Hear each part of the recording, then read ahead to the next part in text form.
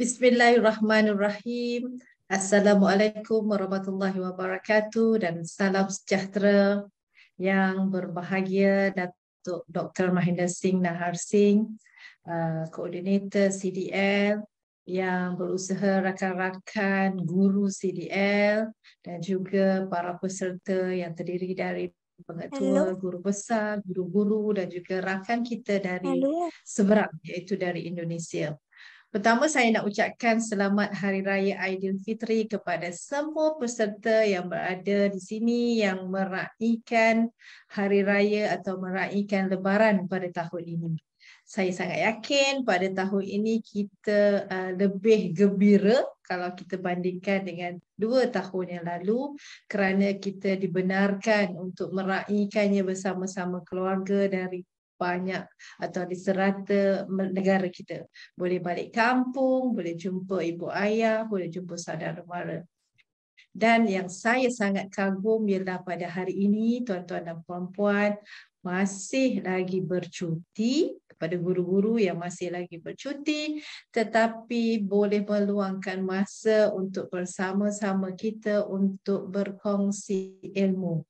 Dengan masa 1.5 jam ini sebenarnya kita boleh pergi 3 buah rumah untuk kita ziarah Hari Raya. Tetapi kita mengambil keputusan untuk bersama-sama duduk dan dengar insya-Allah perkongsian yang akan disampaikan oleh Datuk Dr. Mahinder Singh dan juga rakan kita sebentar lagi untuk sesi perkongsian hands-on online session. Untuk itu, saya tak nak buang masa, saya nak persilakan Datuk Dr. Mahinder Singh untuk memulakan sesi perkongsian pada minggu yang ke-37 ini. Silakan Datuk. Terima kasih Dr. Zalina. Boleh dengar suara saya, Dr. Zalina? Boleh Datuk. Okey, clear. Okey, seperti juga Dr. Zalina dan kepada semua tim daripada CDL, terima kasih kerana dalam musim raya ini masih lagi mencurahkan bakti bagi nak berkongsi ilmu dengan guru-guru, pemimpin sekolah dan juga mungkin guru-guru daripada negara jiran seperti Indonesia. So saya juga nak mengambil kesempatan ini untuk mengucapkan selamat Hari Raya Aidilfitri kepada semua para hadirin dalam sesi pada hari ini yang meraihkan Hari Raya. So untuk sesi kita pada hari ini ialah tajuk dia adalah meraihkan kejayaan murid, guru dan sekolah. Kadang-kala kita sibuk dengan usaha nak mengejar sesuatu bagi mengejar untuk umpamanya keputusan akademik yang terbaik untuk melibatkan diri murid dan guru dalam pertandingan dan sebagainya. Dan dalam proses itu kita kejar perkara itu dan kejar juga pencapaian-pencapaian lain, tetapi kita lupa bahawa kalau kita berjaya, walaupun kadang-kala kejayaannya kecil, kita fikirkan bahawa kejayaan itu amat bermakna walaupun kecil. Dia mudah saja. Kenapa kita kena meraihkan kejayaan? Pertamanya apresiasi. Kajian menunjukkan ada yang meninggalkan organisasi mereka kerana kurang apresiasi. Satu kajian di Amerika Syarikat.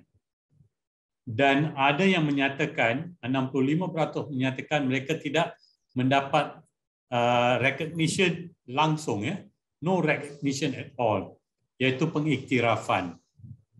So, bila kita tidak ada apresiasi, maka itu akan mempengaruhi produktiviti. Walaupun dalam organisasi berunsur perniagaan atau berunsur perkhidmatan. Dan 78% kata bahawa kalau mereka diberi pengiktirafan, mereka akan bertugas atau berusaha dengan usaha yang berlipat ganda lagi. Kita tidak perlu risau, kadang-kala ada bosses yang risau kalau kita meraihkan kejayaan yang kecil, kita akan menjadikan staff kita tu complacent dan tidak mau mengejar sesuatu yang lebih tinggi, yang lebih mencabar. Tapi itu tidak semestinya berlaku kerana setiap orang ada motivasinya tersendiri. Maka praise itu adalah satu perkara yang baik. Daripada praise, kita nak meraihkan kejayaan. Celebrating success. Bila kita celebrate success, ada seorang pakar CEO, dia kata, as you celebrate your wins, others look for ways to participate in what you have successfully built. Mereka nak lihat apa kejayaan anda, apa formula anda untuk kejayaan. So, maka apresiasi adalah penting, okay? Dan juga kalau kita meraihkan kejayaan, mesej yang akan tersampai adalah perkara itu boleh direplikasikan kejayaan itu. Boleh atau capai satu tahap yang lebih tinggi lagi. Next please. Untuk murid daripada yang paling kecil, papan kenyataan dalam bilik darjah yang mengutamakan pencapaian murid pun akan membawa satu makna yang tinggi. Dan selain daripada semua cara-cara yang lain, saya jangka ramai guru atau pemimpin sekolah yang hadir dalam sesi hari ini pernah menggunakan kaedah-kaedah tersebut. So this is very inspiring, very colourful, dan kalau ada tetamu yang datang ke kelas pun mereka pun akan tertarik daripada dinding yang kosong. Bagaimana kita nak meraihkan dan menghargai kejayaan? Of course kita dah biasa selalunya ada jamuan, kadang-kadang yang kecil, ada yang besar. Atau kita hantar satu kad kecil aja penghargaan.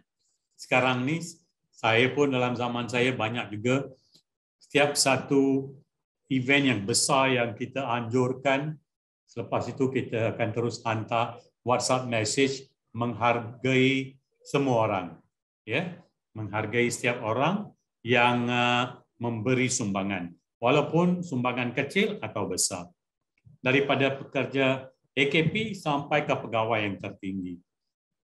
Dan kadang-kadang kita juga beri hadiah-hadiah yang kecil. Kita bukan nak jadikan itu satu tabiat kerana ada kerja yang dijalankan dengan terbaik, maka ada hadiah, no. Tapi itu satu pengiktirafan. Dan kita juga beri peluang untuk staf kita menghadiri kursus seminar untuk menghargai kejayaan.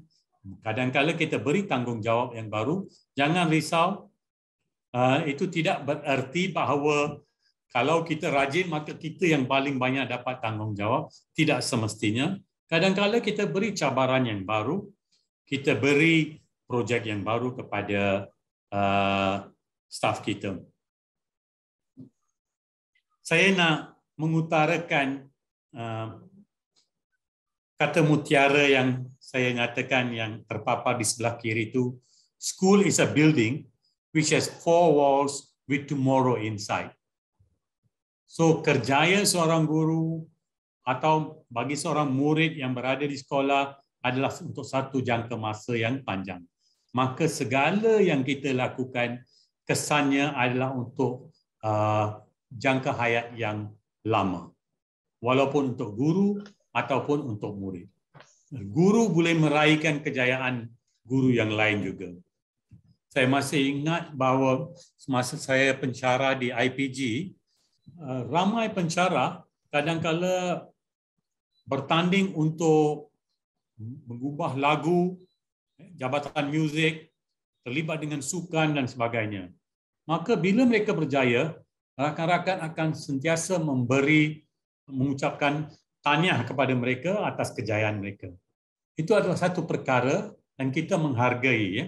Ada banyak cara untuk kejayaan ini dihargai, tetapi jangan lupa untuk meraihkan kejayaan. Setahun sekali kita kumpul semua kejayaan, okey, tapi it's not the best way of celebrating success.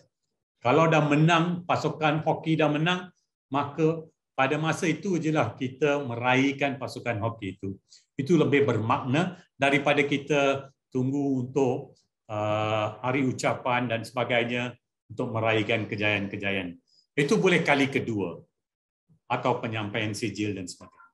Next please. Tiada hard and fast rule macam mana kita nak meraihkan kejayaan. Kalau nak meraihkan kejayaan pun kena ada peraturan, maka tidak ada rasa selesa lah.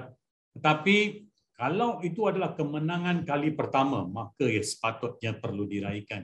Kalau itu pencapaian luar biasa, kita pecahkan rekod Malaysia dalam satu-satu usaha kita, maka ia perlu diraihkan. Pencapaian yang konsisten, sentiasa mendapat tempat pertama untuk debat perbahasan, maka you must celebrate. Kerana consistently you have been winning that. Pencapaian yang membawa perubahan, satu kejayaan yang baru, satu perubahan untuk sekolah dan sebagainya. Itu pun perlu kita ambil kesempatan untuk raihkan. Yang pencapaian yang penting ialah pencapaian itu selari dengan visi dan misi atau KPI yang ditetapkan oleh pihak sekolah, maka tercapai. Maka kita adakan perayaan kecil-kecilan atau ikut keupayaan sekolah. Kita kalau pemimpin sekolah tak boleh terlalu fikirkan tentang wang ringgit yang dibelanja. Yang penting kita mesti dapat menyentuh jiwa guru dan murid dan juga staf kita secara keseluruhan. Why celebration? Celebration itu mestilah special. Saya kata tadi, choose the right moments to celebrate. Dan jangan terlalu banyak celebrate pun. Setiap kali ada celebration, maka akan hilang makna dia. So it must be special. Selain daripada kita praise, memberi what in bahasa Malaysia lebih praise, pujian, pujian yang kita nak beri. Pujian mesti ada tambahan pula dengan sesuatu yang lain. Pujian kita selalu beri. Setiap hari kita akan sebagai pemimpin atau guru kita beri pujian kepada murid dan staf kita. Dan kalau kita meraihkan kejayaan, maka kejayaan akan menghala ke lebih banyak kejayaan. Success can beget success. And celebrating at work helps to build ada momentum kejayaan itu. Moral, semangat akan bertambah dan walaupun susah, tapi kadang-kadang bila dah berjaya, segala penat lelah itu kita akan lupakan. So, celebrating success is important. Next, please. Itu saja daripada saya kepada semua. Saya selalu berakhir dengan kata hikmah ini. Buku adalah beban latihan untuk minda. Books are the training weights of the mind. So, itu daripada saya dan selamat Hari Raya sekali lagi kepada semua. Sekian, terima kasih. Kita ucapkan jutaan terima kasih kepada Datuk atas perkongsian itu tadi tentang bagaimana cara kita nak meraihkan kejayaan. Sebenarnya bagi saya memang kejayaan-kejayaan kecil pun kita raihkan, tetapi dia ada cara, Datuk. Kalau tidak, seperti mana Datuk kata, dia tidak jadi special. Dia tak jadi bermakna kalau terlalu kerap diraihkan dengan macam tak ada hala tuju kot kalau perkataan kita boleh guna. Dan kalau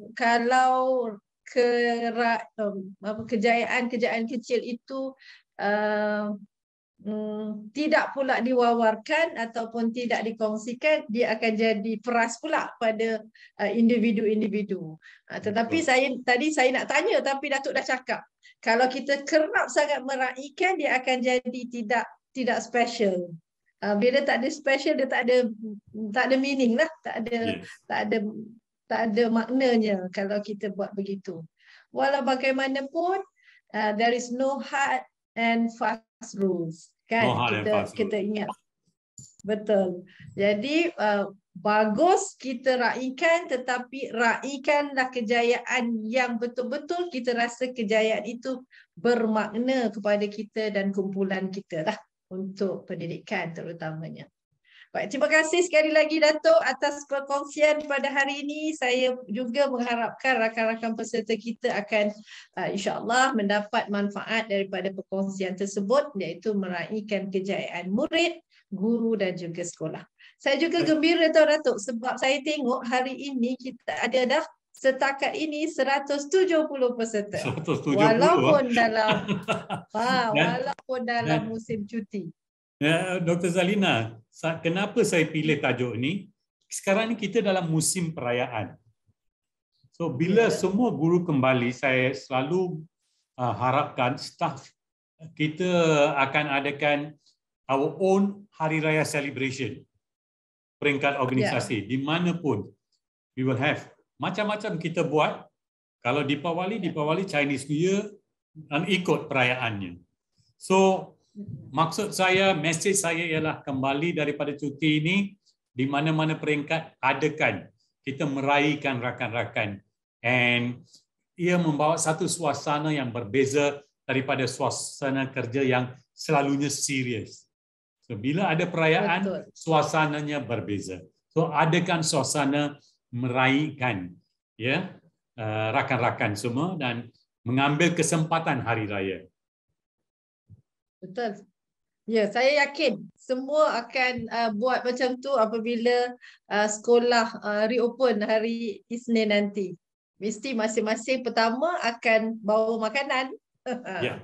Dan saya akan selalu pakai baju Melayu saya. I have my own 2-3 set. On that day. Itu peluang saya untuk pakai. Right? Betul. Yeah.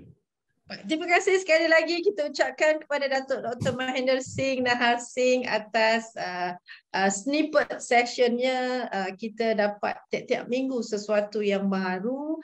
Kalau kita rasa bukan baru tetapi sebagai refresh lah pada diri kita sendiri, ingat semula, kadang-kadang kita dah lupa, kadang-kadang kita terleka. Jadi ini adalah peringatan kecil yang kita boleh guna pakai selagi kita menjadi pendidik, selagi kita menjalankan tanggungjawab sebagai pendidik.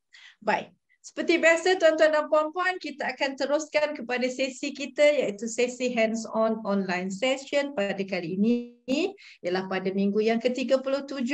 Hari ini hari yang ke-5 bulan Syawal. Sambil kita meraihkan, kita akan bersama-sama dengan guru yang akan berkongsi dengan kita yang jauh dari Sabah, dan moderatornya atau rakan yang akan bersama-sama dengan beliau adalah anak didik beliau sendiri, iaitu Cik Muhammad Fitri Chia dari IPG di Sarawak. Silakan Cikgu Muhammad Fitri untuk meneruskan majlis. Silakan.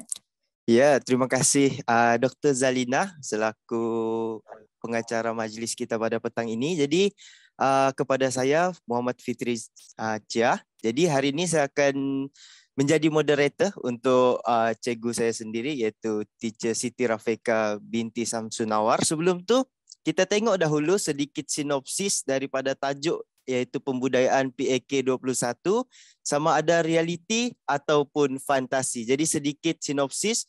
Jadi pembudayaan pembelajaran abad ke-21 atau lebih dikenali sebagai PAK 21 merupakan suatu proses pembelajaran berpusatkan murid.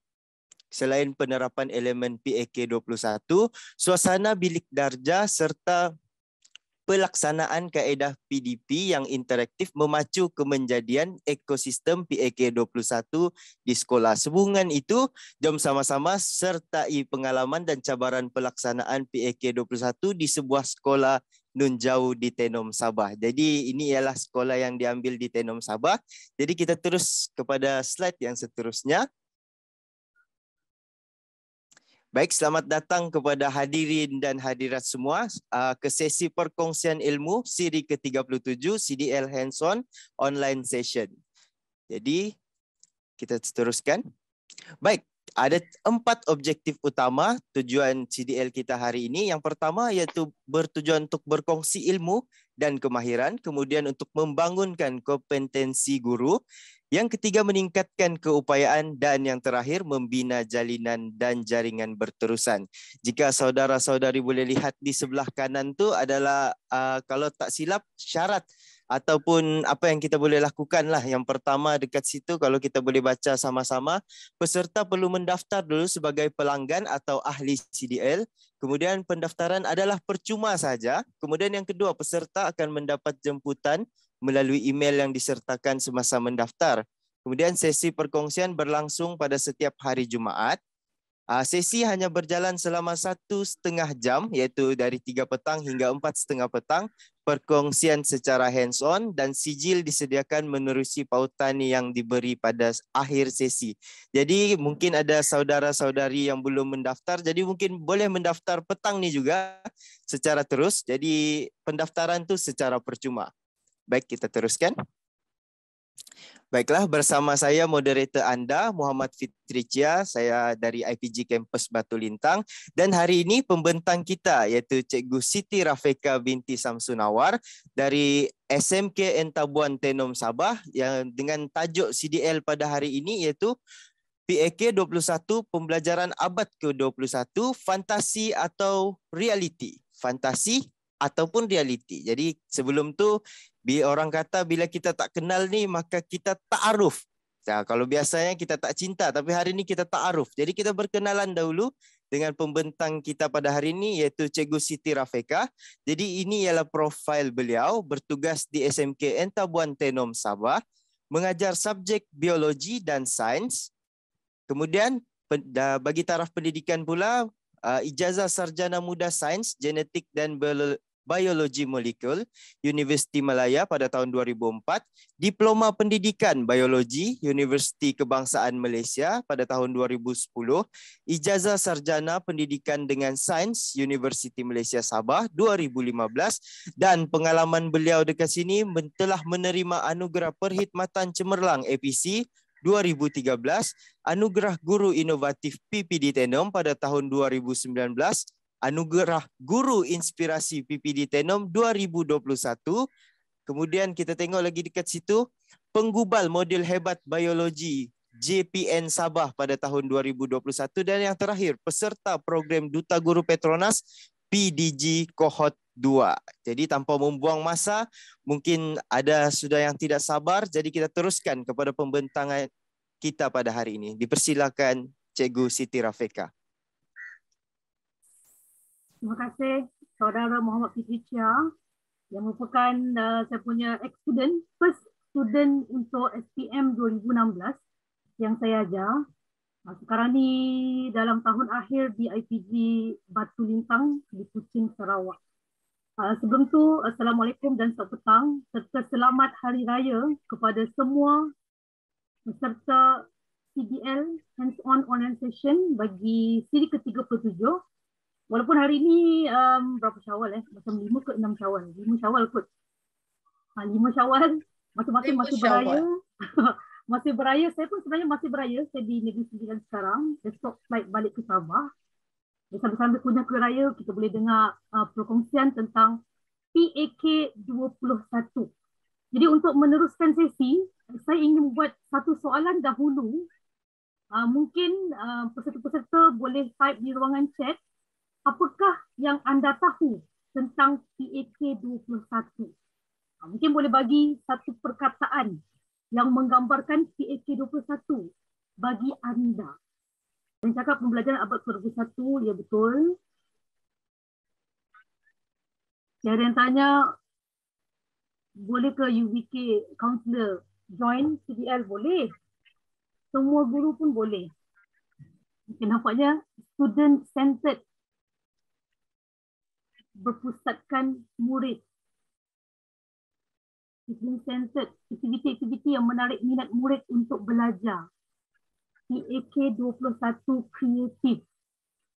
Kita ada berpusatkan murid. Berpusatkan murid, susun atur kelas bentuk kumpulan.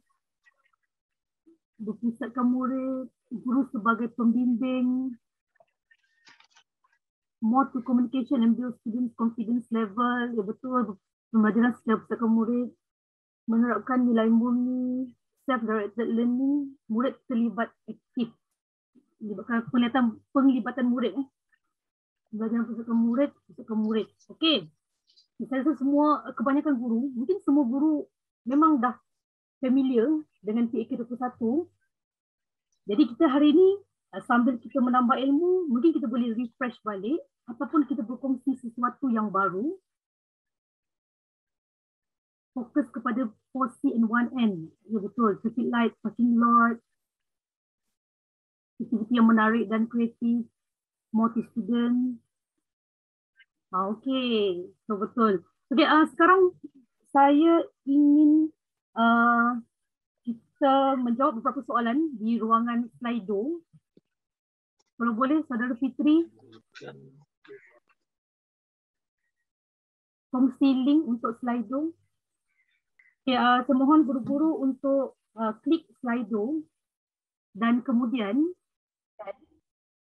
730. 720. Dia punya kod nombor 730720. Kita tengok soalan pertama. Apakah perasaan anda sekarang? Ada gembira, ada riang, senang, nak makan kuih raya. Excited, normal pun ada. Curious. Sedih, ni sedih ni mungkin yang belum balik beraya ataupun dah nak balik semula bertugas besok. Gembira sebab tak ramai tu mungkin orang lah. Testing pun ada. Cuti, mungkin kita cikgu-cikgu belum lagi mula bekerja, tapi yang di pejabat mungkin dah mula kerja. Itulah dah traffic jam kemarin, segar, ready for info. Nanti tetamu yang nak datang. Yelah, kita masih lagi beraya. Okey, kita tengok soalan seterusnya. Ada yang penat beraya, betul. Saya penat. Kita tengok soalan seterusnya. Adakah, ni serius. Adakah anda mengamalkan PAK 21 semasa sesi PDPC? Ya. Yes. Ya. Okay, kebanyakannya memang ya. Alhamdulillah. Yes. Ada. Sometimes. Ada. Bukan sentiasa. Ya, mesti. Tak sure pun ada. Yes, sometimes. Jadi kebanyakannya ya. Trying to, yes. Hari ini kita nak belajar. Kadang-kadang. Mungkin jarang-jarang pun ada. Sometimes. Okay, dia rasa majority, mungkin 90% ya. Kadang-kadang mungkin ada 20% kekurangan teknologi di sekolah. Ada kala menarik. Ada. Okay, alhamdulillah semua orang kebanyakan ada. Seterusnya, apakah kaedah PAK 21 yang kerap anda gunakan? Dekat sini saya cuma list out beberapa contoh lah. Kita ada one stage, ada stray, kita ada jigsaw puzzle, hot seat, dan juga yang paling selalu digunakan adalah gallery walk. Kita tengok think passion, gallery walk memang selalu digunakan. Nampaknya gallery walk paling banyak berbanding dengan one stage, ada stray. Nanti kita tengok beza antara dua kaedah tu. Yang paling gallery walk, match paling sedikit digunakan. Okey, jadi saya stop sharing di sini. Terima kasih kepada semua peserta yang menyertai Slido. Kita teruskan dengan yang seterusnya. Kita sambung semula. Okay, kita akan tengok objektif sesi CDL hari ini. Yang pertama ialah by the end of the session, pada akhir sesi, saya berharap semua peserta boleh menyenaraikan 5 aspek dalam PAK 21. Dan yang kedua, boleh mengenal pasti susunan kelas PAK 21 yang sesuai mengikut bilangan murid dan suasana sekolah masing-masing. Dan ketiga, boleh memahami sekurang-kurangnya 5 kaedah PDPC PAK 21. Dan seterusnya boleh melaksanakan di sekolah masing-masing. Kita tengok dulu apa maksud pembelajaran abad ke-21. Inilah yang digariskan oleh KPM. PAK ke-21 bermaksud proses pembelajaran yang berpusatkan murid berteraskan elemen komunikasi, kolaboratif, pemikiran kritis, kreativiti, serta mengaplikasikan nilai murni dan etika. Ini adalah 5 elemen ataupun 5 kemahiran yang perlu dipunyai oleh murid-murid, guru-guru dan juga warga yang mengamalkan PAK 21. Jadi dekat sini ada beberapa aspek PAK 21 yang kita akan bincangkan. Yang pertama ialah aspek ataupun juga dikenali sebagai elemen ataupun kadang-kadang merujuk kepada kemahiran. Yang kedua ialah pedagogi. Yang ketiga ialah bilik darjah ataupun kelas. Yang keempat, komponen. Yang kelima, guru. Dan yang keenam, murid. Tapi untuk kali ini kita akan highlight kepada suasana bilik darjah dan juga kaedah PAK 21. Kita tengok dulu aspek PAK 21. Yang pertama seperti digariskan oleh KPM, komunikasi. Mesti kita menggalakkan murid-murid berkomunikasi secara dua hala, sama ada dalam bersama kawan-kawan ataupun dengan guru. Yang kedua ialah kolaboratif, pembelajaran dalam bentuk kumpulan. Yang ketiga, kita aplikasikan kreativiti. Yang keempat, pemikiran kritis. Dan yang kelima ialah nilai dan etika. Ini adalah ciri-ciri pembelajaran abad ke-21. Saya harap semua boleh lihat ke skrin, boleh nampak. Boleh ke saya cek, kalau misalnya boleh nampak, boleh bagi thumbs up. Boleh letak di icon, ataupun boleh je macam ni. Tunjukkan jari. Boleh. Ibu Sum cakap boleh. Terima kasih. Ciri pembelajaran abad ke-21 yang pertama berasaskan murid. Jadi kita lebih galakkan pelibatan murid. Yang kedua, pembelajaran kolaboratif dalam bentuk kumpulan. Melibatkan kemahiran, proses, pemikiran aras tinggi, hebat. Seterusnya, praktikal dan melibatkan kemahiran yang berkaitan dengan kehidupan. Yang seterusnya ialah kebanyakan aktiviti kita buat dalam bentuk kumpulan. Dan juga kita melibatkan juga komuniti serta mempunyai pentafsiran formatif, belajar untuk kehidupan. Maksudnya yang kita belajar di kelas kita boleh aplikasikan semula dalam kehidupan harian. Itulah ciri PAK 21. Seterusnya ciri-ciri pedagogi abad ke-21 pula. Yang pertama kita mengajar dan membentuk hebat. Maksudnya kita bagi soalan-soalan beras tinggi. Yang kedua, menggalakkan kolaboratif. Yang ketiga, teknologi sebagai pengupaya.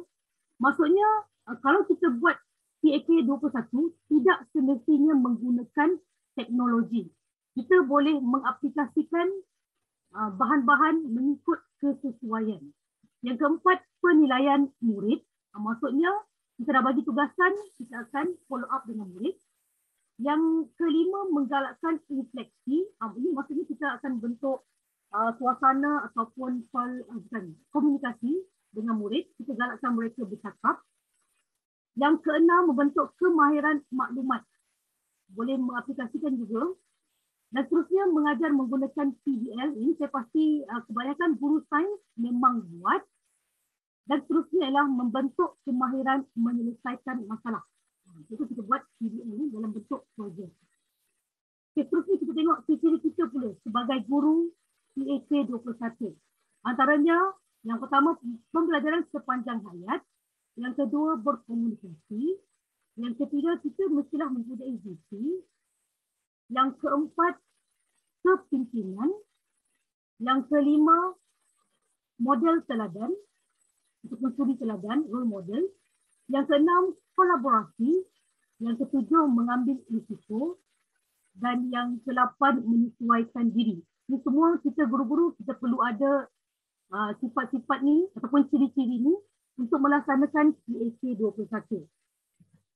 Seterusnya, ciri-ciri murid pula. Ciri-ciri murid abad ke-21. Yang pertama, menjana idea. Ini saya baca dulu.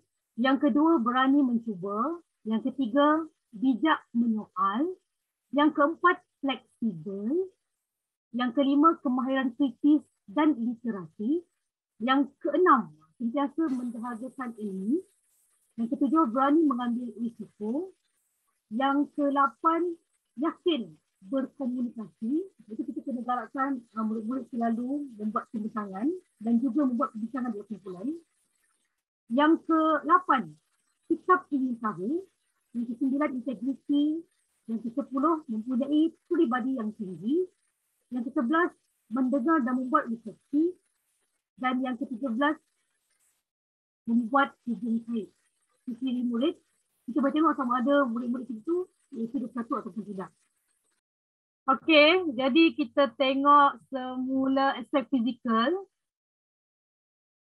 untuk bidang darjah PAK 21. Sebelum tu ini semua bahan saya guna adalah dari tahun 2017. Jadi kalau ada yang update, saya mohon rakan-rakan peserta untuk maklumkan kepada saya. Okay, so untuk aspek fizikal, yang pertama ialah kebersihan, yang kedua ialah susun atur perabot, terutamanya melibatkan meja murid. Yang ketiga mempunyai ruang belajar kalau kelas tu sesuai. Kalau kelas yang 40 orang dan lebih, selalu ni kita tak ada aktiviti, ruang untuk aktiviti. Yang keempat, pencahayaan. Yang kelima, pengudaraan, ini untuk memastikan murid-murid selesa. Yang keenam, sudut pembelajaran. Kita lebihkan kepada sudut untuk murid mempamerkan hasil kerja. Yang ketujuh ialah sudut informasi. Yang ke-8, sumber ataupun alat-alat pembelajaran untuk sesi ataupun aktiviti PAK 21. Seterusnya kita akan tengok pula senarai semak bilik darjah PAK 21. Okay, ini yang perlu ada di kelas-kelas PAK 21. Yang pertama ialah susunan meja secara berkumpulan. Yang kedua mempunyai jadual waktu, jadual bertugas, peraturan dan juga carta organisasi. Seterusnya mempunyai sudut OPEM iaitu objektif pembelajaran dan kriteria kejayaan. Seterusnya mempunyai parking lot untuk cadangan ataupun untuk bertanya soalan. Seterusnya mempunyai papan ganjaran ataupun reward card. Yang seterusnya mempunyai sudut hasil kerja pelajar sama ada untuk nota ataupun untuk mempamerkan model ataupun aktiviti murid. Seterusnya mempunyai sudut maklumat dan yang terakhir mempunyai sudut bacaan mengikut kesesuaian kelas. Okay, seterusnya kita tengok pula susunan kelas PAK 21. Okay, sebelum tu saya maklumkan dulu kepada semua peserta, semua gambar yang saya gunakan untuk sesi kali ini adalah gambar-gambar di sekolah saya sendiri, Sanctuary and Sabuan, dan merupakan gambar-gambar dari koleksi peribadi. Okay, kita ada 3 susunan. Susunan satu yang meja warna light purple ni. Yang kedua ialah meja yang ada skirting purple, dark purple, ungu gelap. Dan susunan ketiga ialah lapik meja yang warna hijau yang di bawah. Soalan saya, antara 3 susunan meja, susunan 1, susunan 2 dan susunan 3, yang manakah merupakan susunan kelas PAK 21? Jadi saya mohon semua peserta untuk tulis di ruangan chat. 1 ke, 2 ke, 3 ke? Ya, ada yang cakap susunan 1, ada yang cakap Cikgu Lee cakap susunan 3. Mostly cakap susunan 1. Cikgu Tilaga cakap susunan 3. Susunan 1. Cikgu Azimah pun cakap 3. Cikgu Maggie Lu cakap semua. Cikgu Sarah cakap 3. Yang lain semua cakap 1. Sekarang kita akan tengok antara 1, 2, 3. Siapa yang betul? 1 dan 3 pun ada. 2 tak ada yang vote. Kita tengok.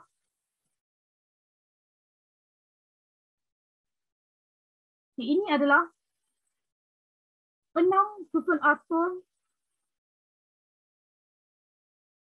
kelas bagi PAK 21. Jadi maksudnya 3 kelas tadi tu semuanya boleh digunakan untuk susunan kelas PAK 21 mengikut kesesuaian. Ini nanti saya akan share lah, saya share di grup lah yang ni ya. Susunan atau 2 yang macam ni ya, dia ada yang kumpulan lemah, kita akan letak tempat. Kumpulan yang mahir sikit ataupun tidak aktif, tempat lain lagi. Sebab tu 3 pun dalam bentuk kumpulan juga.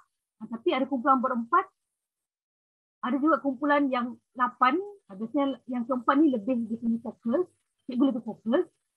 Yang susunan 4 pun lebih kepada kumpulan. Susun atur 5. Yang ini boleh ditukar-tukar untuk kesesuaian dalam bentuk panjang. Dan susun atur 6, yang ini saya tak pernah nampak lagi di sekolah. Mungkin ada juga sekolah yang buatlah. Okay. So sekarang ni saya akan tunjukkan susun atur kelas CK21 di sekolah saya. Maksudnya yang saya buat sendirilah. Yang pertama, yang ini adalah ini yang post-COVID, yang 5 progresif 2021. Kita atur juga dalam kumpulan, tapi dengan jarak. Sebab kelas ni tak ramai, dia cuma ada 18 orang. Di ruang dia besar, boleh kita macam ni. Ini adalah sebelum COVID, awal tahun 2020, kumpulan berempat dan juga kumpulan berlima. Ini pun tak ramai di sini murid. Yang ini tahun 2019, yang ini berapa murid? 27 orang murid. Kelas dia lebih besar dari kelas yang tadi. Jadi saya buat kumpulan 5 orang dan kalau cikgu nampak, di tengah-tengah tu ada satu meja untuk aktiviti. Jadi selalu cikgu yang mana murid yang boleh buat kerja sendiri, kita akan bagi buat di meja masing-masing. Tapi yang perlu fokus lebih ataupun yang nak buat perbincangan, bagian lemah lah selalunya, kita akan bagi kebenaran untuk murid-murid buat di sudut ataupun ruang di tengah. Itu untuk aktiviti. Okay, yang ini juga tidak ramai, muridnya 16 orang sahaja tahun 2018. Ini pun saya sediakan juga satu meja di tengah untuk buat aktiviti. Ini kumpulan berempat. Kalau 4-4-4 memang sesuai untuk buat aktiviti PhD1 sebab semuanya seimbang. Okay, yang ini pula 5 Sains 2017. Yang ini pun saya buat bentuk kumpulan. Tapi kalau nampak yang kumpulan di tepi, kalau Sabah dia cakap di siring, saya buat susunan macam ni. Ada yang menghadap menyiring sisi, ada yang tengok depan. Ada nama susunan macam ni dipanggil sebagai butterfly, tapi sebelah-sebelah je butterfly. Di tengah tu saya buat dalam kumpulan biasalah. Okay, dan ini pula ialah kelas moderator kita 5 Sains 2016. Kelas ni pun 27 orang. Di tengah tu masa tu kami tengah sibuk dengan rakan taman, jadi saya buat kolam lah dekat tengah. Kadang-kadang kami buat aktiviti juga di tengah. Okay, seterusnya, sebelum tu ada soalan berkaitan dengan susunan. Susunan ni mengikut kesesuaian. Jadi kalau saya ada baca. Soalan saya. Kalau dalam kelas tu ada 40 murid, macam mana nak susun? Keren. Terima kasih doktor. Saya ada baca tadi, saya tak sempat nak share. Selain dari susunan bentuk kumpulan, sebenarnya cikgu-cikgu boleh juga buat susunan dua-dua. Macam kelas yang crowded, tak ada gambar pula. Boleh juga buat susunan dua-dua ataupun tiga-tiga. Tapi masa aktiviti, murid-murid dia akan susun meja dalam bentuk kumpulan. Selalunya kalau di sekolah saya ataupun di kelas yang saya ajar, saya buat begitulah. Sebab kalau nak suruh murid duduk dalam kumpulan, nanti cikgu, bukan setakat cikgu, murid pun tak dapat nak lalu. Kurang selesa. Tapi duduk macam biasa, satu-satu, pandang ke depan, satu baris tu. Masa aktiviti, kita susun dalam bentuk kumpulan. Itu dia punya solution lah. Ataupun kalau selalunya kalau 40 lebih, kami bawa pergi makmal untuk yang pergi sains lah. Okay, saya rasa untuk kelas, saya tengok tidak ada soalan ke. Kelas saya 40 orang murid, yang padat sangat betul. Saya pun kelas paling ramai saya ajar 43 orang. Memang tak boleh buat kumpulan. Seterusnya, soalan seterusnya. Adakah senam meja ini terpakai bagi kelas yang ramai? Dan sekarang nak jaga SOP. Ini ialah susunan-susunan sebelum COVID lah. Sekarang kita tak galakkan sebab penjarakan fizikal. Buat masa ni tidaklah.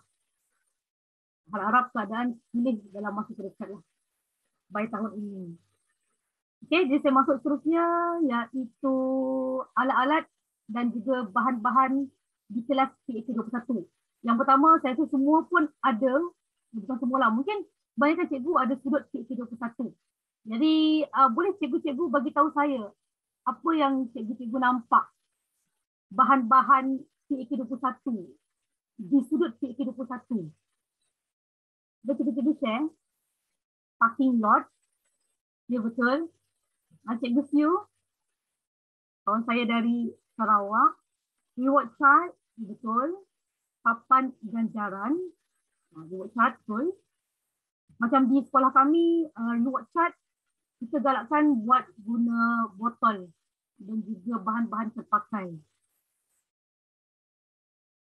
Kita nampak tu yang botol-botol tu. Yang ini parking lot pun saya guna botol juga. Kadang-kadang saya guna paper cup. Jadi kalau paper cup, ujung tahu di mana koyak kan.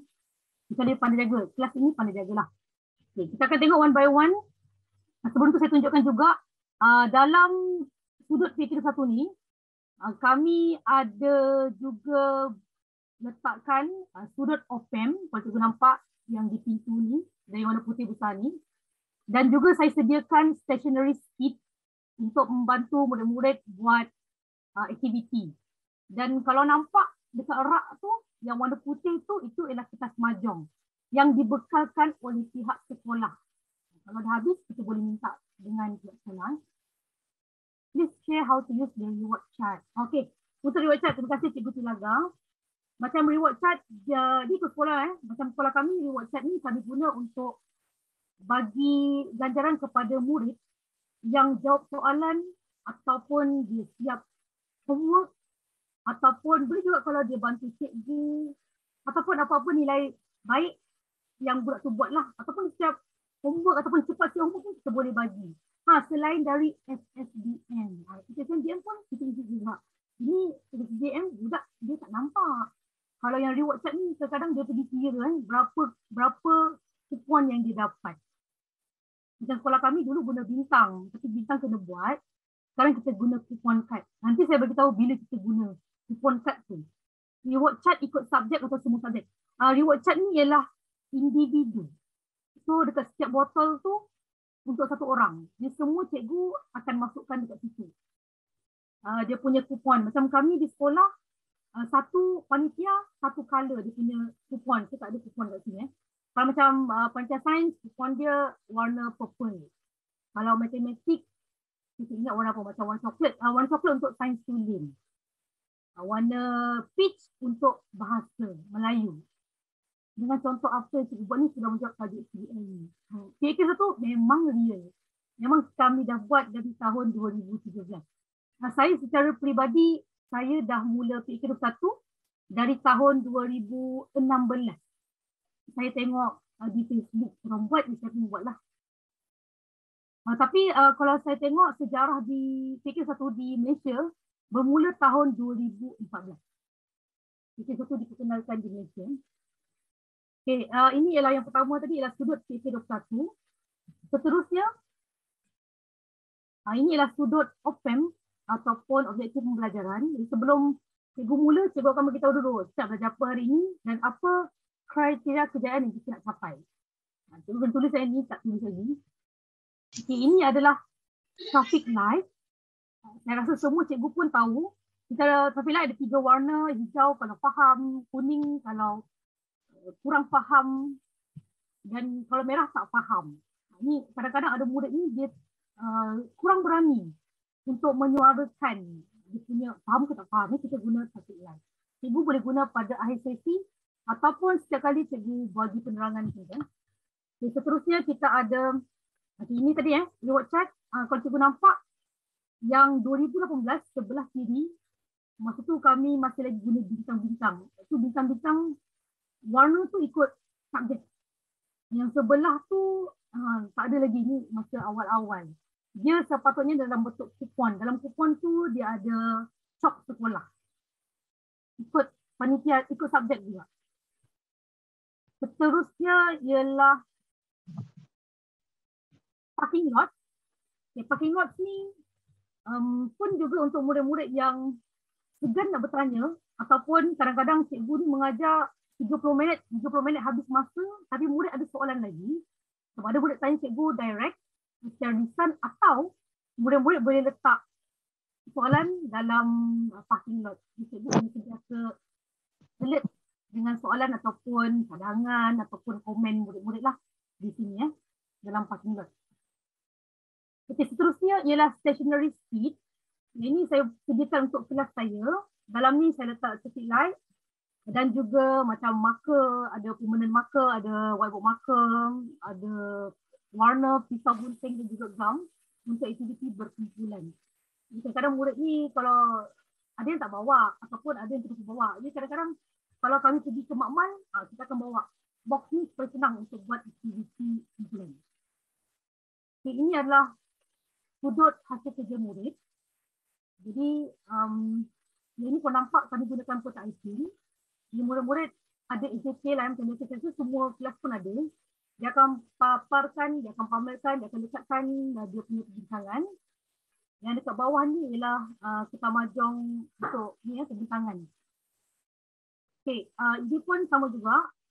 Ini untuk kelas 4 progresif 2020. Jadi murid dia ada AJK setiap subjek tu, dia akan tukar sebulan sekali. Ini ialah yang tahun lalu yang saya gambar sebelum kena isi 5 progresif 2021. Yang tahun ni punya sudah gambar tapi belum transfer ke laptop pula. Okey, untuk kelas setakat ini saya kongsi itu sahaja. Jadi cikgu ada soalan ke? Mungkin boleh type di ruangan chat. Kalau letak semua barang dalam kelas, perlu tak kunci kelas? Ni tengok suasana sekolah cikgu. Ada setengah kalau sekolah tu nakal kena kunci. Tapi macam di sekolah kami, alhamdulillah setakat ni tidak perlu kunci. Tapi untuk keselamatan lebih baik kunci. Macam kami kunci sebab ada banyak alat kan. Selain dari yang reward card itu takut ada yang ada yang sabotage kan, contoh ataupun ada yang ambil ke gitu kan. Biasanya kita kunci. Kunci tu satu kita bagi pada kita punya murid lah. Kit alat tulis tu adakah untuk individu atau kumpulan? Untuk kumpulan cikgu Falah. Saya sediakan macam 5 kotak tadi tu untuk 5 kumpulan. Reward chat untuk subjek. Dia jawab kan. Saya rasa setakat ni saya tengok tak ada soalan. Kalau soalan cikgu boleh unmute, tanya ataupun cikgu boleh type di chat. Nanti Saudara Fitri akan ingatkan saya kalau ada soalan. Jadi boleh saya teruskan ke kaedah PDPC cikgu 1. Saya ulang sekali lagi, semua gambar adalah koleksi peribadi, maksudnya saya buat. Cuma stationery kit. Okey. Terima kasih Cikgu Cian. Stationery kit ni saya guna dari peruntukan mana? Okey. Macam kami di sekolah, dia ikut tahun juga. Kadang-kadang dapat peruntukan daripada pihak sekolah. Secara cash ataupun beli di koperasi. Macam untuk tahun 2022, kami dapatlah certain amount, ambil barang di koperasi. Nanti sekolah yang akan bayarlah. Tapi ada juga tahun-tahun yang dia bagi cash, jadi boleh beli ikut keperluan. Ataupun ada juga tahun dapat cat je.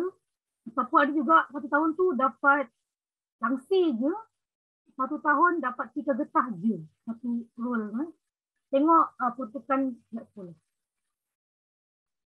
Tapi kadang-kadang saya collect money, saya collect daripada yuran murid juga. Sebab dia guna sendiri, dia belilah.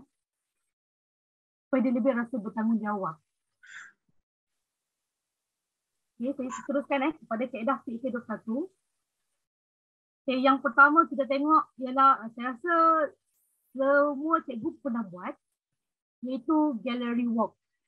Gallery walk maksudnya murid-murid akan buat perbincangan dalam kumpulan, kemudian dia akan tulis hasil perbincangan tu dalam kertas mahjong, kemudian murid akan tampal di dinding ataupun di tempat yang disediakan.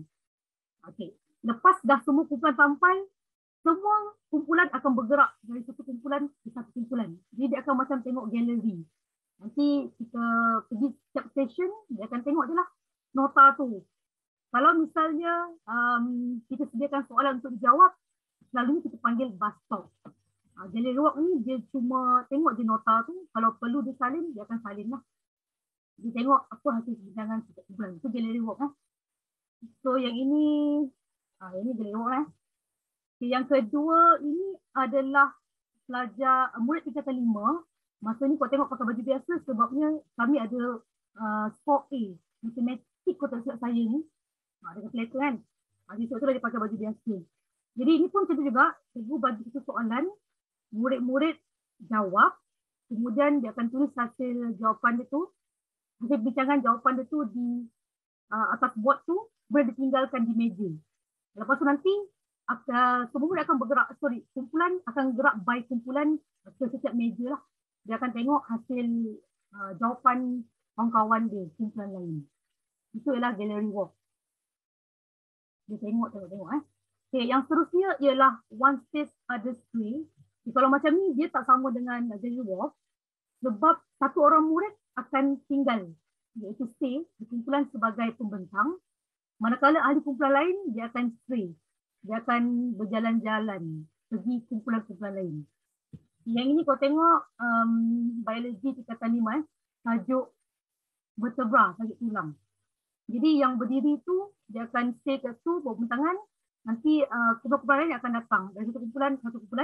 Jadi, setiap kali kumpulan lain datang dia kena bentang. One stay, other stay. Ini pun sama juga. Ini tajuk jantung. Yang ini kita tampal lah. Jadi tengok topik yang sesuai. Okay, yang seterusnya, yang ketiga, think, pair, share. Kita tengok tadi gallery walk dan juga think, pair, share adalah kaedah yang paling banyak cikgu guna.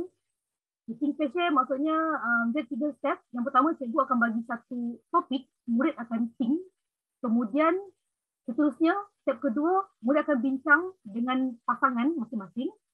Dan lepas tu nanti cikgu akan panggil pasangan yang terpilih untuk membentangkan hasil bincangan mereka.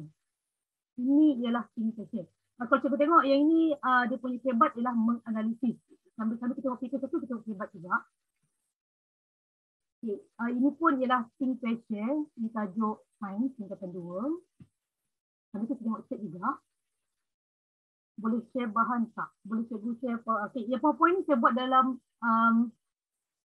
apa? Saya guna Canva. Nanti boleh saya share lah dia punya link. Bagaimana cikgu handle murid introvert untuk terlibat aktif? Untuk cikgu Izam, memang kita kena pujuk dan kita sebab kita dalam kumpulan kecil. Jadi kita kena galakkan murid untuk bercakap juga. Macam saya ada handle juga, murid tu mula-mula dia tak berani cakap. Tapi lama-lama dia akan terlatih sendiri. Dan kita kena cakap dengan kawan-kawan yang lain. Jangan, kadang-kadang budak ni suka mengejek kan. Jadi jangan mengejek lah. Dan kena sentiasa bagi sokongan. InsyaAllah boleh. Sebab saya memang ada murid-murid macam ni juga. Mula-mula tu, kalau awal tahun sekarang, awal tahun kan, memang akan adalah yang macam ni. Tapi lama-lama dia sendiri yang excited. Nanti lama-lama, dia pula yang volunteer.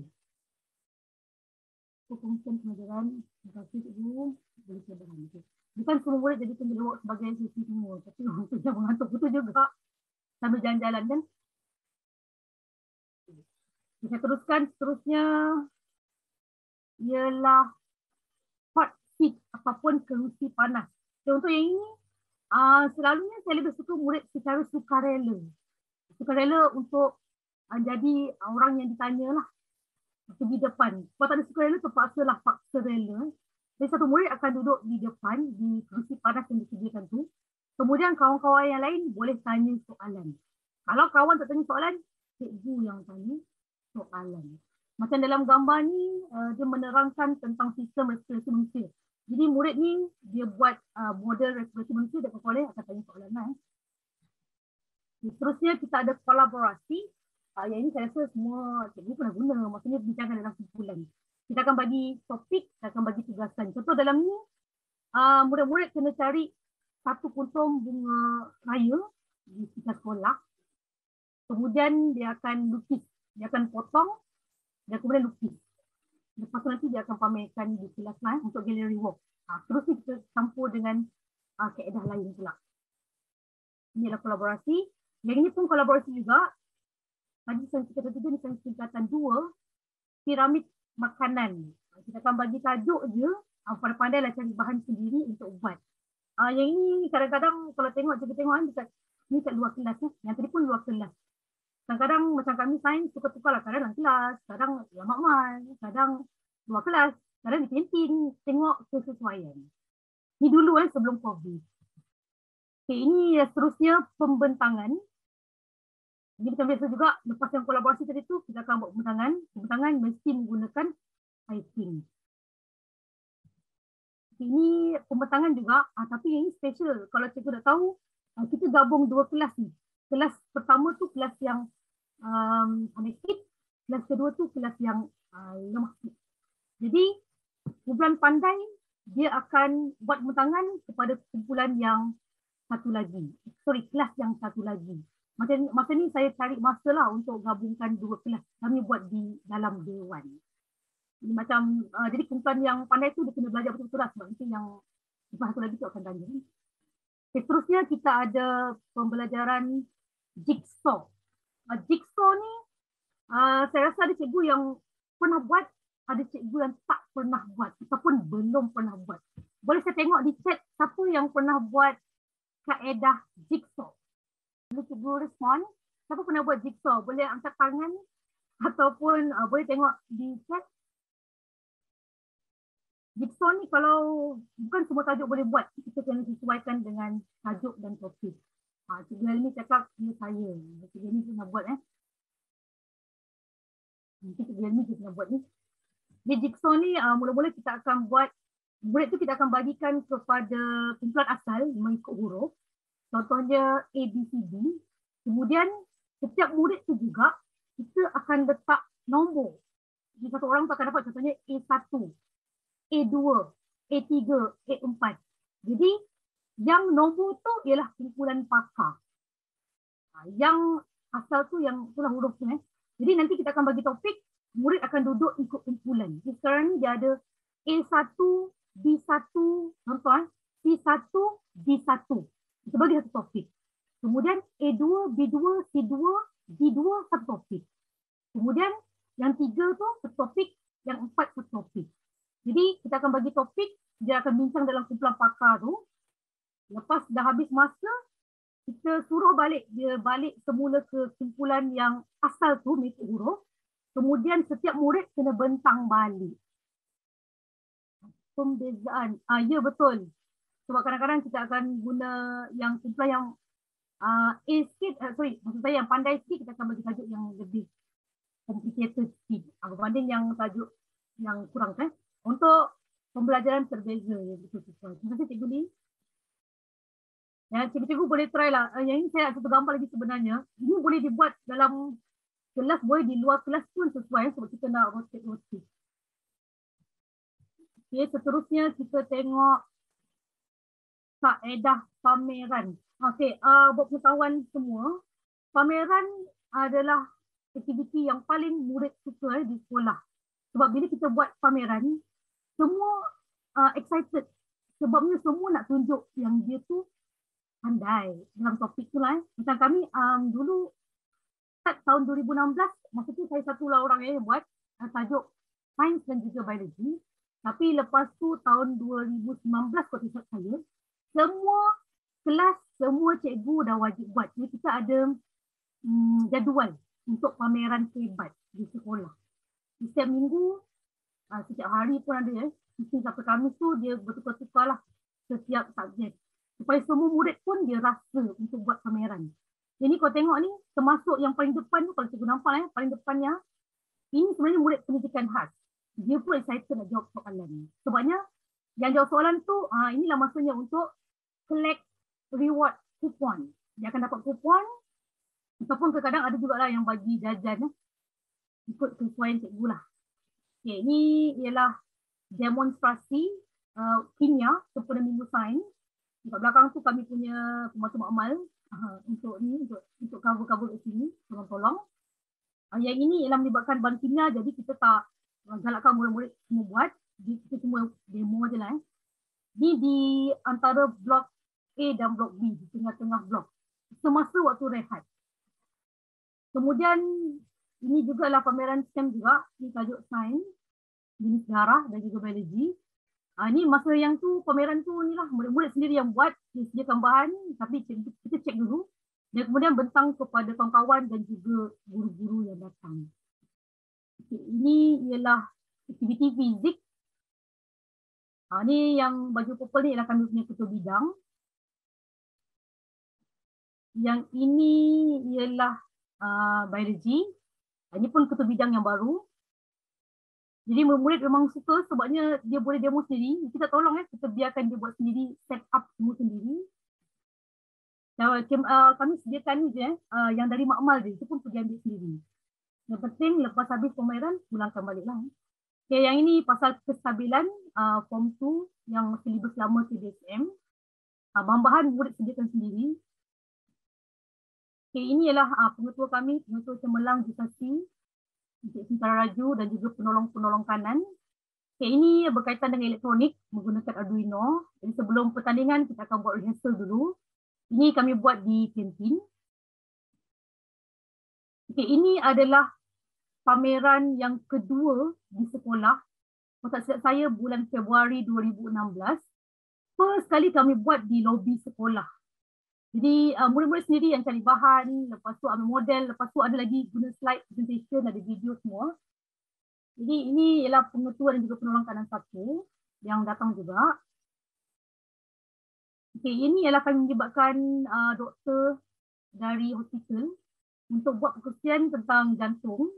Dan kemudian doktor akan buat demonstrasi. Macam yang ini kami belah ke bedah jantung lembu. Tapi untuk murid-murid, dia akan belah jantung ayam je lah. Ini Dr. Jyoti dari Hospital Tenem. Okay, yang ini seterusnya adalah simulasi. Simulasi ni maksudnya ialah murid-murid dia akan, macam dalam ni tajuk dia ialah sistem peredaran darah manusia. Maksudnya, murid-murid tu sendiri akan jadi darah, lepas tu dia akan masuk dalam struktur jantung manusia. Jadi sambil dia masuk tu, dia akan simulate lah. Maksudnya dia akan jadi darah, dia akan tahu tengok, okay, sekarang kita masuk dalam atrium kanan. Kemudian kita akan masuk ventricle kanan. Jadi sambil masuk, selalunya saya akan bagi satu form, dia akan isi lah. Dekat mana sekarang, supaya dia lebih feel, supaya lebih tahu. Ini simulasi pertama saya buat tahun 2018 kalau silap. Simulasi kedua tahun 2019 tajuk sistem pencernaan manusia. Maksud yang ini jadi darah. Sistem pencernaan tu dia sendiri jadi makanan pula yang dicernakan. Okay, seterusnya kalau sains ni memang tak lengkap kalau tak ada PBL, Project Based Learning ataupun Problem Based Learning. Jadi untuk macam ni kami suruh buat model penapis air. Murid-murid bahan-bahan ni, ini saya sediakan lah. Botol tu murid bawa. Murid difikirlah adalah dia punya guideline. Seterusnya, dah habis dah pun. Tak sedap pula, dah habis dah slide. Yang last sekali tadi ialah berkaitan dengan PBL. Macam PBL ni ikut kreativiti cikgu. Ada juga cadangan dekat dalam GSKP kalau cikgu tengok. Tapi kalau saya akan cari ikut kesesuaian. Jadi saya kongsi sedikit, saya tak sempat cerita gambar. Macam masa PKP tu kami buat juga PBL tapi menggunakan bahan-bahan yang ada di rumah. Macam contoh tahun 2021 kami tanam pokok. Dalam buku teks cakap tanam jagung. Tapi bukan jagung, kacang hijau. Tapi disebabkan masa tu tengah excited, orang viral tanam pokok hati-hati. Jadi kami pun tanam pokok hati-hati selama 8 minggu. Kita ikut kesesuaian. Kemudian masa tahun 2020 kami buat donat. Maksud tajuk biologi juga mengikut bahan-bahan yang ada di rumah. Macam tahun 2021 kan PKP. Jadi aktiviti kebanyakannya menggunakan bahan-bahan yang di rumah ataupun di sekeliling rumah. Sebab saya ingat lagi masa kami buat tajuk daun, saya tengok budak, kenapa dekat belakang-belakang dia hutan. Rupa-rupanya budak tu online dalam kebun getah. Sebab dekat rumah dia tak ada lain. Barulah saya tahu. Jadi saya rasa semua cikgu pun kreatif, cuma mungkin cikgu belum nampak lagi. Saya lebih suka buat aktiviti yang dekat dengan murid, yang menggunakan bahan, kalau boleh yang kita reuse lah, maksudnya yang boleh guna semula, ataupun bahan-bahan buangan untuk buat aktiviti lah. Ya, sekarang saya baca dulu. Sebab saya dah habis slide sebenarnya. Jigsaw untuk murid lengkapkan dan susun peralatan perenggan atau karangan. Ya betul. Untuk aktiviti BM. English pun kawan saya ada guna juga. Terima kasih Cikgu Sahli. Saya pun minat dapatkan slide. Okay, untuk slide tu macam mana? Kalau saya share di Telegram boleh ke?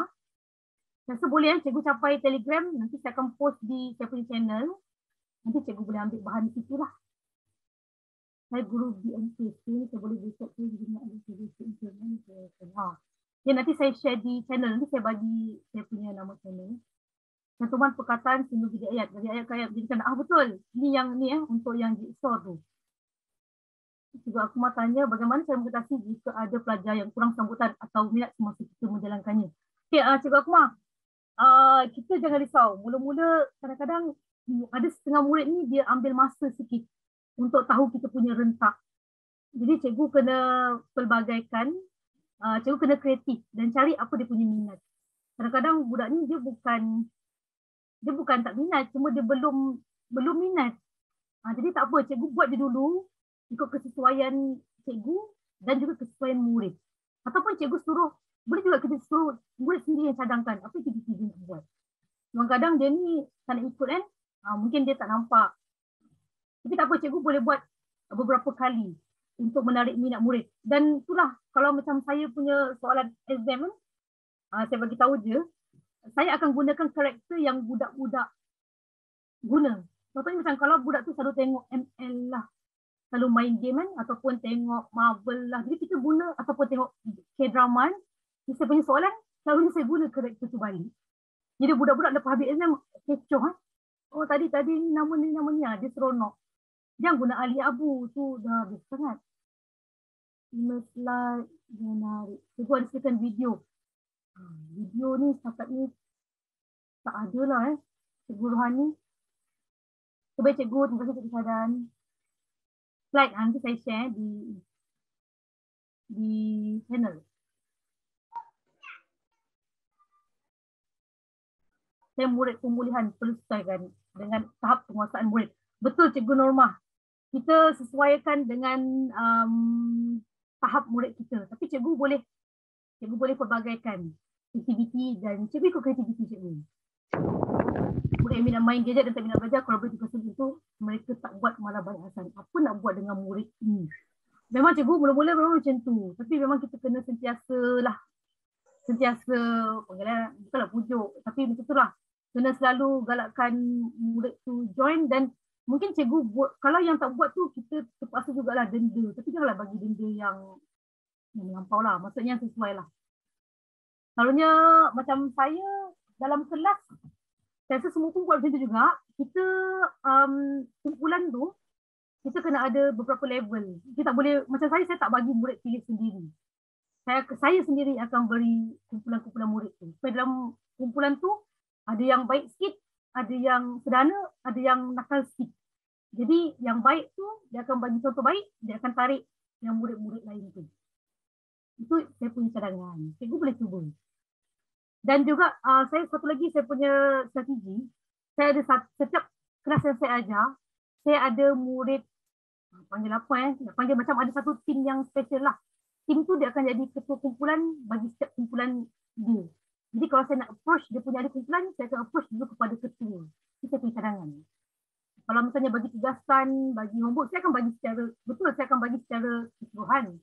Tapi yang murid tu saya akan pastikan dia buat dan dia akan galakkan kawan-kawan lain yang buat lah.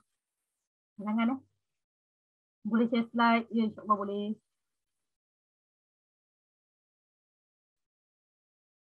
Maksudnya terbaik. Terima kasih Cikgu Zahid. Escape ke Mabung. Saya pun nak slide. Saya dari SMK Sabuan. Maksudnya terbaik. Jadi, cikgu sekarang 4.17. Mungkin ada soalan. Terbaik. Terima kasih Cikgu Kapsa. Tak ada soalan? Kalau tak ada soalan, saya ada soalan. Terima kasih Cikgu. Terima kasih. Kenapa Cikgu fikir satu ni? Ya betul. Okey, bagus juga Cikgu Fikri. Jadi pendapat cikgu-cikgu semua peserta, adakah PAK 21 reality atau fantasi? Cuba cikgu type di ruangan chat.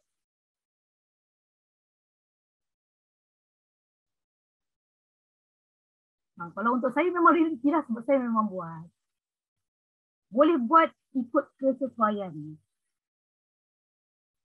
Macam apa? Ya, cikgu. So tak ada soalan, tak ada soalan. Kalau tak ada soalan, saya bagi soalan Tak ada soalan sekali soal. Cikgu saya senang soalan.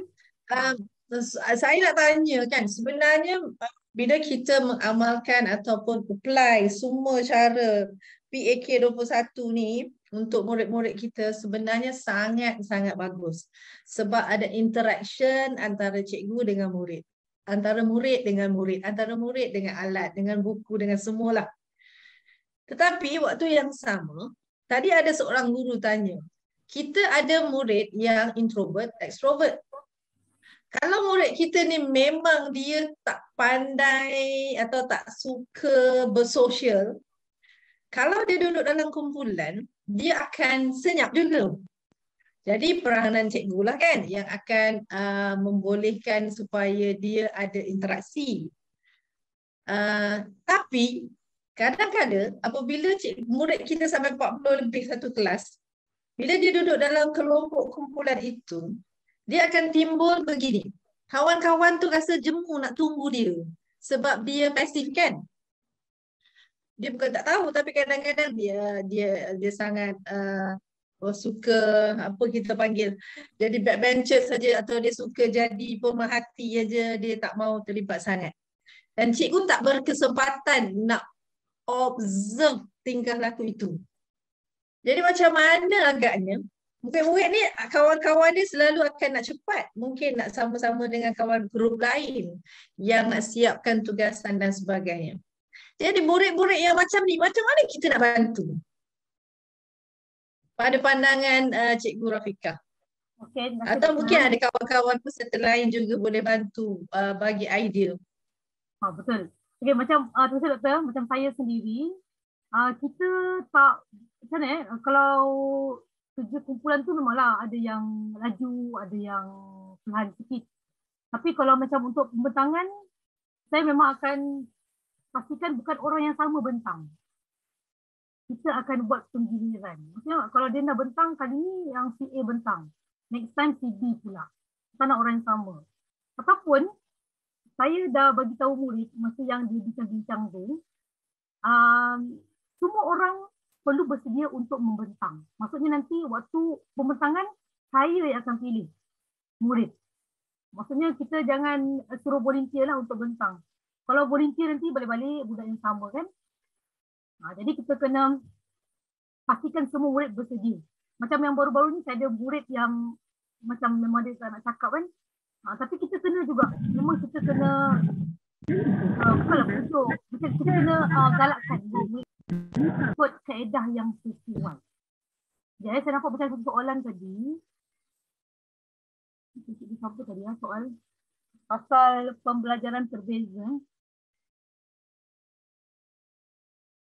PAK 21 tu macam yang kita cakap tadi tu, saya cadangkan dalam setiap grup tu memang kena ada murid yang berlainan level supaya dia ada saling menolong macam tu.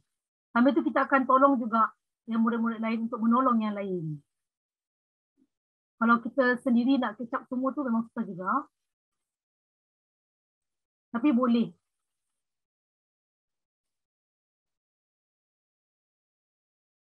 Bagaimana cara Cikgu Lee, bagaimana cara untuk mengaplikasikan PAK 1 bagi murid yang kelas lemah sekolah rendah tahun 1? Ada kecadangan aktiviti yang sesuai untuk membantu murid yang semuanya malu membentang tahun 1. Saya cadangkan Cikgu Lee cari topik yang murid suka. Mula-mula tu memang kita nak tarik perhatian, memang kita akan buat macam tu dulu. Lepas nanti kita slightly kita slowly masukkanlah kita punya idea ataupun topik yang sesuai. Tapi memang kita kena cari dulu macam mana kita nak tackle budak lah kesimpulannya. Boleh cikgu, boleh. yang dulu saya pun ada murid yang langsung tak bercakap kan waktu saya punya kelas biologi. Tapi lama-lama bila dia dapat ikut rentak dia pun ikut rentak kita. Lama-lama dia pula yang excited untuk biologi. So, cadangkan kita slowly lah approach. Mungkin tak boleh harap macam first class terus budak minat tu memang tak lah. Kita tengok kebanyakannya nak ni bahan. Okay, untuk bahan, saya akan share di saya punya channel. Saya bagi saya punya channel. Sekejap ya, cikgu. Saya bagi dia punya link.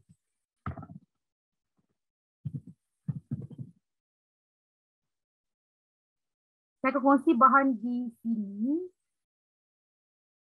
Di Telegram channel.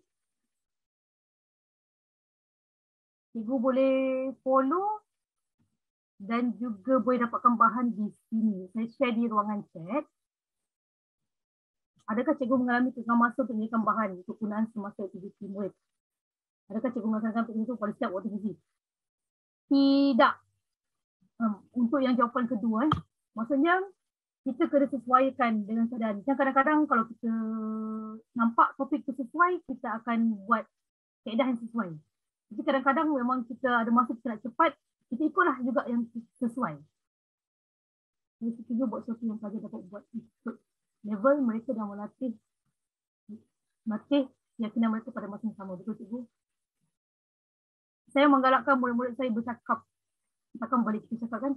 Kegagalan masa memang ada tengah masa, tapi macam saya cakap tadi tu, guna kreativiti. Kalau kita tak boleh sediakan, kita boleh collaborate dengan rakan-rakan guru yang lain. Macam mustahil kita nak sediakan semua bab. Mungkin kita, macam saya, mungkin saya buat bab 1, cikgu C buat bab 2, cikgu Z buat bab 3. Jadi kita kena, kita kena ada kerjasama juga dalam kumpulan.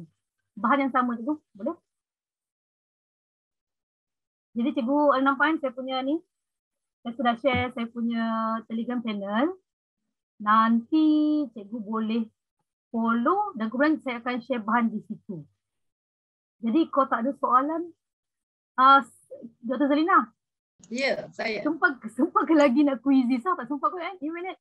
Tak apa, kalau dah tak ada apa-apa, kita boleh tutup, no problem.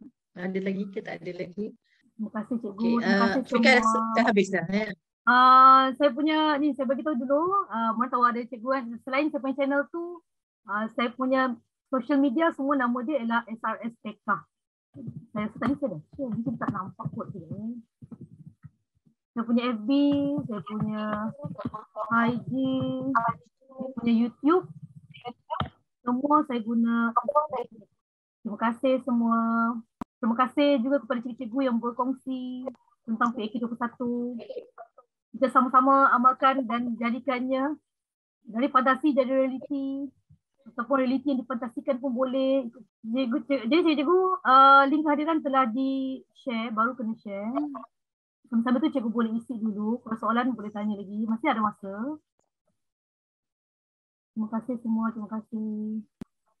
Saya rasa cikgu-cikgu pun lepas ni boleh melaksanakan PAK 21 di kelas masing-masing. Kita buat slowly, janganlah terus buat yang susah. Kita start ikut kemampuan sendiri, ikut kesesuaian. Kalau tak boleh buat seorang, kita akan buat, kita ajak kawan-kawan kita buat perbincangan dalam panitia.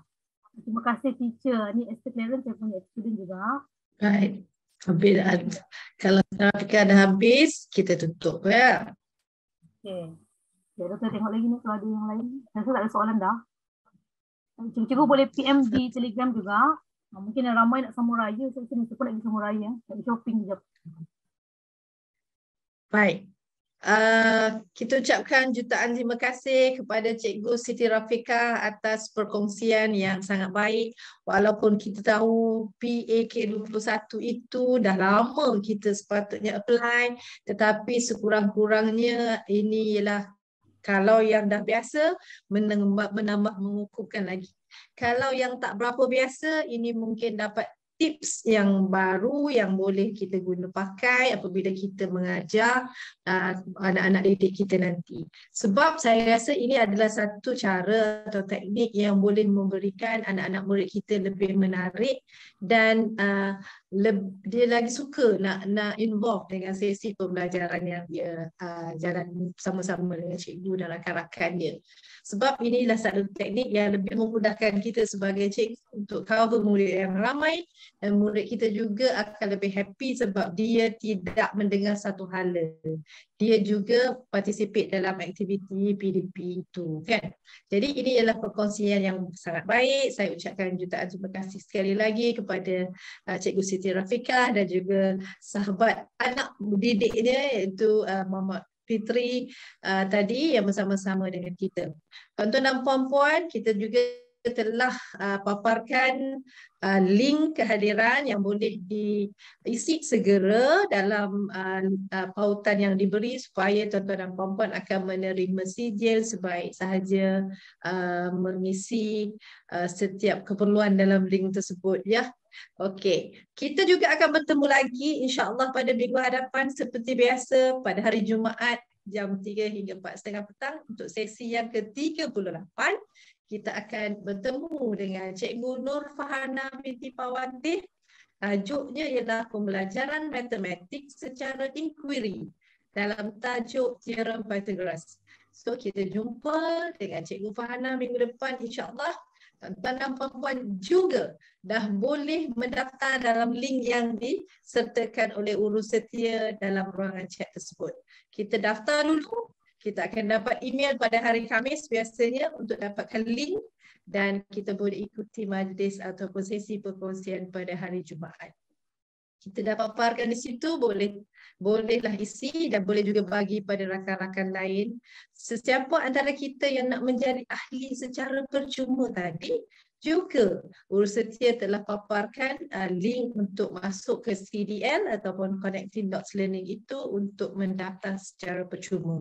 Jadi semua maklumat, semua perkongsian kita selama 37 minggu yang telah berlalu ada dalam portal tersebut yang boleh kita akses, kita boleh guna, kita boleh buat in-house training kat sekolah, kita buat perkongsian dengan rakan-rakan, kita boleh buat PLC sebab bahannya semua ada yang kita record.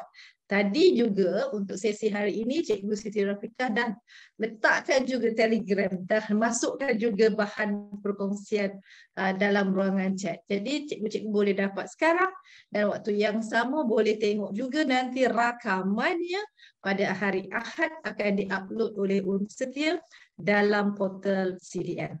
Okey, tuan-tuan dan puan-puan, sebelum kita mengakhiri majlis, kita kena buka kita punya kamera untuk sama-sama kita ambil gambar.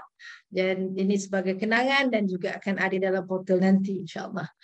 Silakan siapa-siapa yang ada, saya tahu tadi kita ada ramai, kita ambil 400 tetapi sekarang dah tinggal 200 lebih.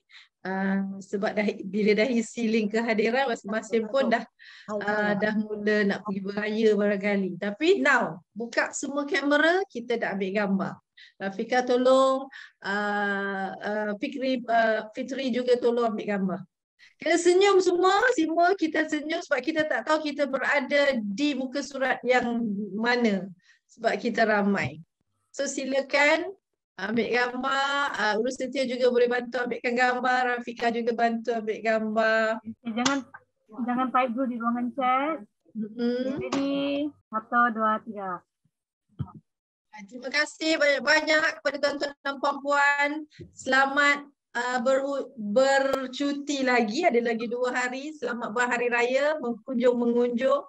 Tak kira tuan-tuan dan puan-puan berada di kampung ke, dah balik ke, mana-mana yang dalam perjalanan, drive safe sebab sekarang ni saya dimaklumkan dari utara ke selatan, selatan ke utara sangat jam. Walau bagaimanapun berhenti sebab dah boleh makan, kita boleh berhenti di mana-mana untuk kudapan, segarkan diri dan sambung balik perjalanan. InsyaAllah kita akan mula berjumpa dengan anak-anak didik kita pada hari Isnin depan. Terima kasih sekali lagi kepada Cikgu Siti Rafiqah. Selamat pulang ke Sabah. Berhati-hati dalam perjalanan. Dan terima kasih pada Cikgu Fitri tadi. Terima kasih pada tuan-tuan dan puan-puan. Kita jumpa lagi insya-Allah pada minggu hadapan. Assalamualaikum dan bye. Assalam. Terima kasih semua. Selamat Hari Raya. Selamat balik kampung. Ya. Selamat balik bertugas.